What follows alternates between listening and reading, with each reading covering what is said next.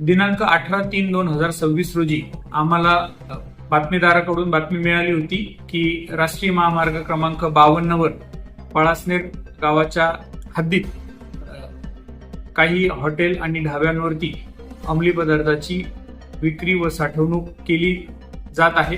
त्यावरून आम्ही माननीय पोलीस अधीक्षक सरांना सदरची माहिती देऊन त्यांच्या परवानगीनंतर छापा कारवाईसाठीची आवश्यक ती सर्व प्रक्रिया पूर्ण करून छापा कारवाई केली असता हॉटेल जय बाबारी, हॉटेल जय मातादी आणि हॉटेल रामदेव बाबा अशा 3 ठिकाणी आम्हाला एकूण 224 किलोग्रॅम वजनाचा सुखा गांजा, काही अफूची पावडर त्याला डोडा म्हणतात आणि काही गांजाचा चुरा असा अंमली पदार्थ मिळून आला। त्याची बाजार मूल्य 37,45,965 रुपये असे आहे।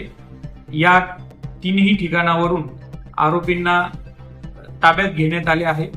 गुन्हा दाखल करण्याची प्रक्रिया सुरू असून सदर गुन्ह्याचा तपास PSI सुनील वसावे करत आहेत।